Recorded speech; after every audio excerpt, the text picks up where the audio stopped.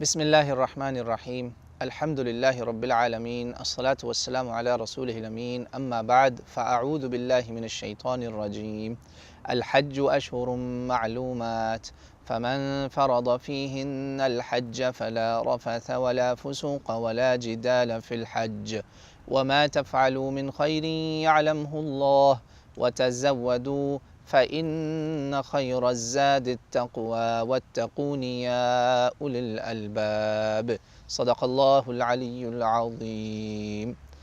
میرے دینی بہنوں اور بھائیوں، میں نے آپ کے سامنے اس وقت ایک ایسی آیت مبارکہ کی تلاوت کی ہے جو یہ آیت اگر آپ نے اور میں نے صرف اس ایک آیت پہ عمل کر لیا نا تو ہمارا پورا جو سفر حج ہے نا اس میں ہمیں کیا کرنا چاہیے، کن چیزوں سے احتیاط کرنی چاہیے اور ہمارا الٹیمیٹ گول جسے کہتے ہیں نا آبجیکٹیو وہ کیا ہونا چاہیے، وہ آپ کو سارا کچھ اس ایک آیت مبارکہ میں پتہ چل جاتا ہے۔ سبحان اللہ۔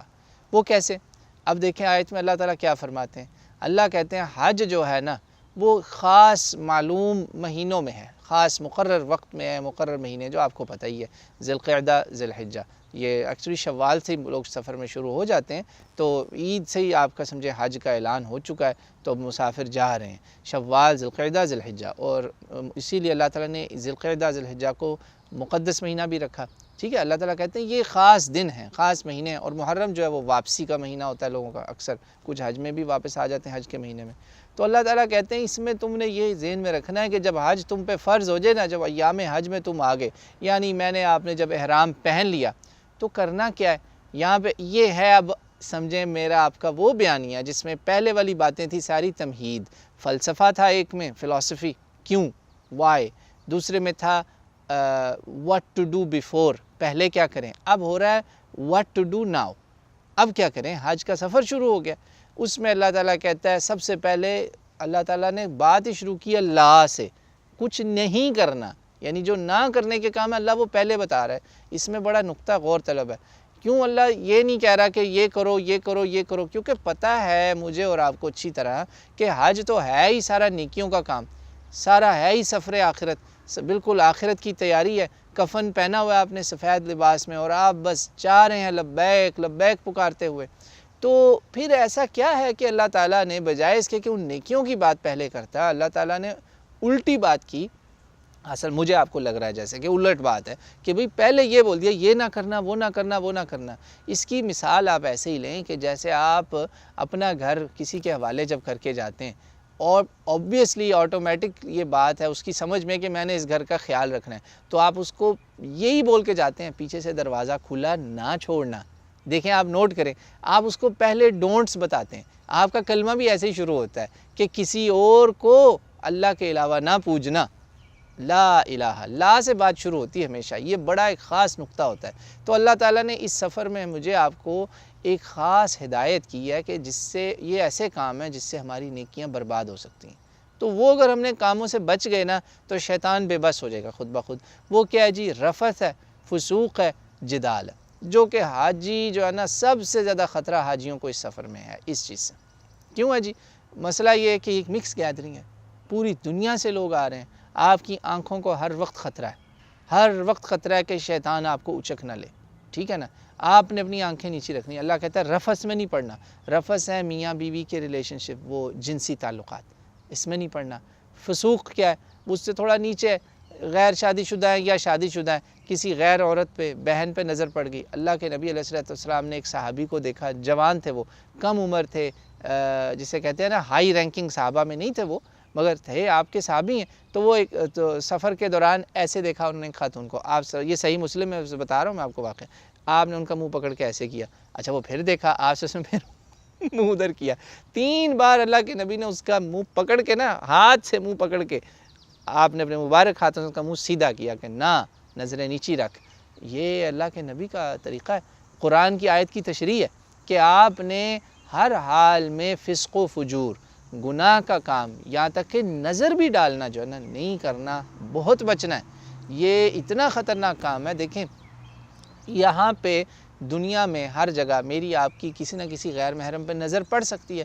ہم لوگ جو غیر مسلم ممالک میں رہتے ہیں ہمیں تو اور زیادہ خطرہ ہے۔ اب تو خیر سے مسلمان بہنوں نے بھی ایسے ایسے کام شروع کر دیے ہیں کہ وہ بھی پتہ ہی نہیں چلتا مسلمان کون ہے کافر کون ہے، ٹھیک ہے نا۔ تو فحاشی بے حیائی ہر طرف پھیلی ہوئی ہے۔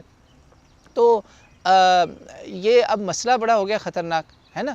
مگر سوچیں آپ ایک منٹ کے لیے سوچیں کہ میں اگر یہاں باہر زمین پہ تھوکتا ہوں تو یہ زمین پہ تھوکا میں نے، مگر اگر یہی تھوک میری اللہ نہ کرے مسجد کے دروازے پہ ہو، میں مسجد کے، یہ میرے پیچھے مسجد ہے، میں وہاں تھوک دوں جا کے، یا میں مسجد کے مصلی پہ تھوک دوں جا کے، فرق ہوگا نا؟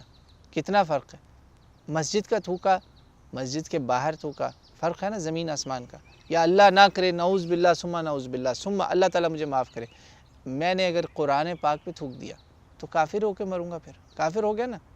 تو اگر ہوش و حواس میں یہ کام کیا تو بس یہی سمجھ لیجئے کہ جب آپ اللہ کی بارگاہ میں جا رہے ہیں نا، اللہ کی خاص زمین پہ جا رہے ہیں، خاص حرم ہے وہ حرم، ہاں جی، وہاں پہ کیڑا مکھی مارنا بھی حرام ہے۔ سوچیں آپ ایسی جگہ پہ جا رہے ہیں، صرف جو ہے نا وہ پوائزنس جیسے اسکارپین، بچھو، سانپ، کوئی ایسا جان لیوا جانور اس کو آپ مار سکتے ہیں اپنی جان بچانے کے لیے، ادروائز آپ چیونٹی کو بھی نہیں مار سکتے۔ اس جگہ پہ آپ نے اور میں نے اللہ کی مخلوق پہ گندی نظر اگر ڈالی تو کیا اللہ چھوڑے گا مجھے اور آپ کو؟ بالکل نہیں۔ اس لیے اللہ تعالیٰ نے دیکھیں پہلے ہی اعلان کر دیا کہ یہ دو کاموں سے بچنا، رفث سے بھی، فسوق سے بھی، فسق و فجور، یہ گندے فحاشی کے کاموں سے دور رہو۔ میاں بیوی، یہاں تک کہ یہاں پہ فقہاء نے، شارحین نے کہا میاں بیوی آپس میں مذاق بھی نہ کرے، دوسرے جو میاں بیوی والے ہوتے ہیں۔ توبہ توبہ، یعنی کمال نہیں ہو گیا؟ اللہ اس میں کوئی وجہ ہی ہے نا، کیونکہ بھائی مقصد اس کا آپ کا ہے تقوی کا حصول، اللہ کا قرب، آپ اللہ کے مہمان ہیں۔ آپ سوچیں کسی کے گھر میں اور آپ دعوت پہ جائیں اور اس گھر کی لوگوں پہ آپ نظریں گندی ڈالیں تو کیا ہوگا؟ گھر والا تو آپ کی میری آنکھیں نکال لے گا کہ یار تمہیں میں نے دعوت پہ بلایا، تم میری گھر والوں پہ گندی نظر ڈال رہے ہو، شرم نہیں آ رہی تمہیں؟ تو یہ جو اللہ کی مخلوق ہے یہ اللہ کے لوگ نہیں ہیں، اللہ کے گھر والے نہیں ہیں، تو ان پہ اگر میں اور آپ گندی نظر ڈالیں گے تو کیا حشر ہوگا میرا اور آپ کا؟ تو یہ دو بڑے بڑے کام جو نا بڑے ہی خطرناک ہیں، قدم قدم پہ امتحان ہوگا۔ عورتوں میں گھسیے نہیں، یہ نہ کرے کہ میں نے کعبے کے پاس نماز پڑھنی، چاہے میں کسی بہن کے جسم پہ ہاتھ لگاؤں یا ٹانگیں مار کے نکلوں، یہ کروں، یہ نہ کیجیے گا۔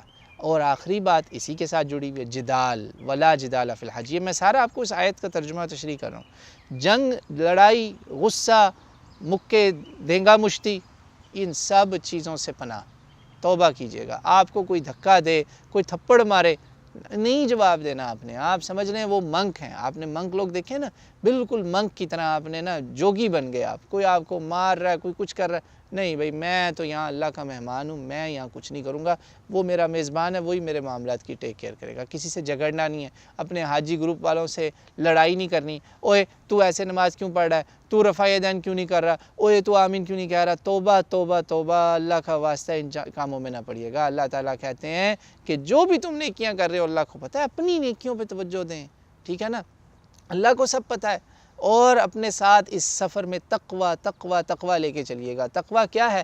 زندگی کی راہ میں چل لیکن ذرا بچ بچ کے چل، بس بچ بچ کے آپ نے چلنا ہے کہ میرا یہ جو کام ہے اس سے اللہ خوش ہوگا، ناراض ہوگا۔